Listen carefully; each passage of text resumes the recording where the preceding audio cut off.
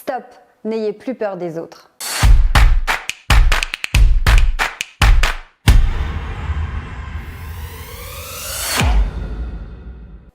Dans cette vidéo, je vais vous donner des conseils pour ne plus redouter le regard des autres et ne plus être freiné dans votre vie sous prétexte que certaines personnes pourraient émettre un jugement négatif envers vous. Avant de poursuivre, je vous invite vraiment à vous abonner à la chaîne pour avoir tous mes conseils. Vous savez que sur cette chaîne, vraiment, ça me tient à cœur que vous puissiez être plus à l'aise dans votre vie, vous puissiez avoir plus confiance en vous et que vous puissiez atteindre vos objectifs. L'idée, évidemment, c'est d'être performant en prise de parole, performant en rendez-vous, maîtriser son image, avoir une image professionnelle, mais aussi, si vous commencez à me connaître, vous savez à quel point c'est important que vous vous sentiez bien dans votre tête, parce que quand on se sent bien dans sa tête, ça se voit sur son corps, dans sa gestuelle, tout ce qu'on appelle le langage non verbal, et ça se sent dans votre énergie, dans votre façon de parler, dans votre regard. En fait, votre état mental se ressent partout. Donc, c'est très très bien de connaître les techniques de prise de parole, les techniques pour être convaincant en rendez-vous, ce genre de choses. C'est ces techniques que je vous donne concrètement, mais aussi en parallèle, il est indispensable de travailler votre mental. Alors aujourd'hui, on va voir ensemble comment faire quand j'ai peur des autres en fait. J'ai peur de demander mon chemin, j'ai peur de parler au serveur au restaurant, même si je le fais, même si c'est pas vraiment une peur, j'ai toujours une petite appréhension. Je me demande ce qu'on va penser de moi, je me demande si je vais bien m'exprimer, je me demande… voilà, c'est vraiment une espèce de frein qui fait que vous n'êtes pas pleinement vous. Et ça, c'est dommage, parce que quand on est pleinement soi, qu'on est 100% authentique, 100% vrai, et qu'on se libère de toutes ces appréhensions, là, on passe à un niveau où on est à l'aise.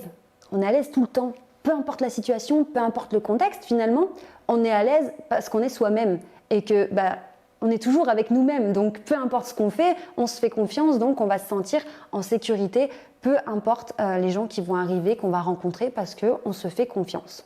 Donc si aujourd'hui vous avez cette appréhension, vous avez un petit peu peur à chaque fois de ce qu'on pourrait penser de vous, que ce soit un entretien d'embauche, une réunion, un séminaire, vous allez rencontrer de nouveaux collaborateurs ou même un repas de famille, et bien là on va voir ensemble sur quoi on peut travailler pour se sentir beaucoup plus en sécurité, que ce soit beaucoup plus serein, en tout cas que vous vous sentiez mieux dans votre tête. La première des choses, le premier conseil, c'est de ne pas prendre les choses personnellement. En général, on a tendance à être très égocentré et très tourné vers soi-même et toujours se demander ce que les autres vont penser de nous et puis est-ce qu'on va pas dire une bêtise et on pense à nous. On est stressé par rapport à ce qu'on va faire nous-mêmes. Ce qui se passe, c'est que les personnes aussi en face sont pareilles que nous. Elles vont penser à ce qu'elles vont dire, à ce qu'on va penser d'elles. Donc finalement, on se fait parfois tout un monde de ce que les autres pourraient penser de nous, alors que les autres ont aussi leurs affaires à gérer. Donc c'est ça aussi, c'est de se dire, oui, j'ai envie de réussir moi, ma façon de communiquer, comment on va me percevoir, mais je me rends compte aussi que les autres se posent les mêmes questions. Et parfois…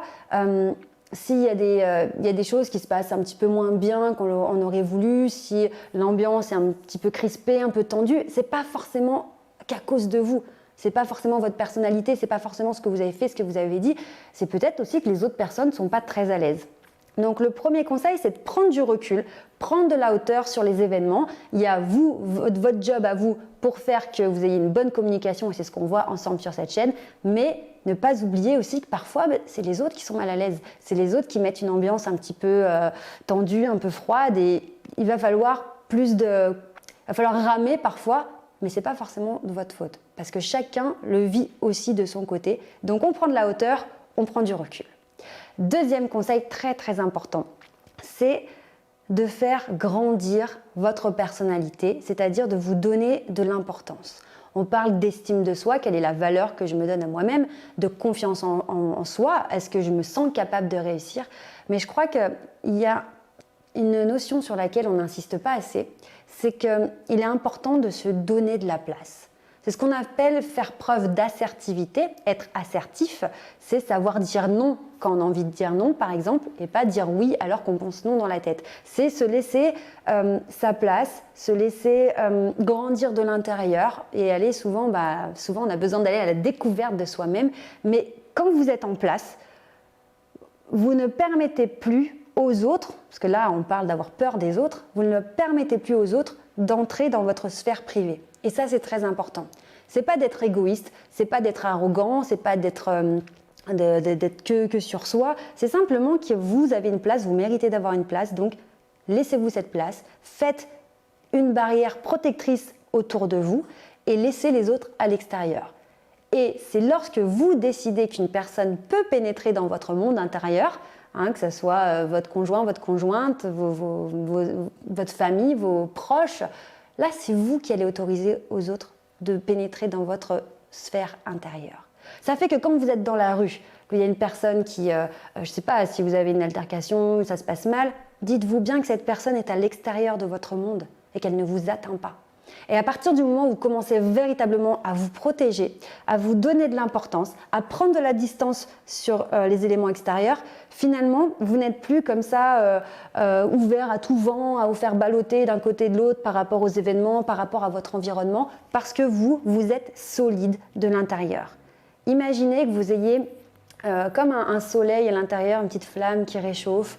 Ça réchauffe votre chez vous, votre monde intérieur, et les autres sont à l'extérieur. Et là, psychologiquement, ça vous donne une force incroyable. Parce que peu importe ce que vous faites, vous êtes solide de l'intérieur, vous rayonnez de l'intérieur et les éléments, les gens vont beaucoup moins vous toucher et vont beaucoup moins vous affecter.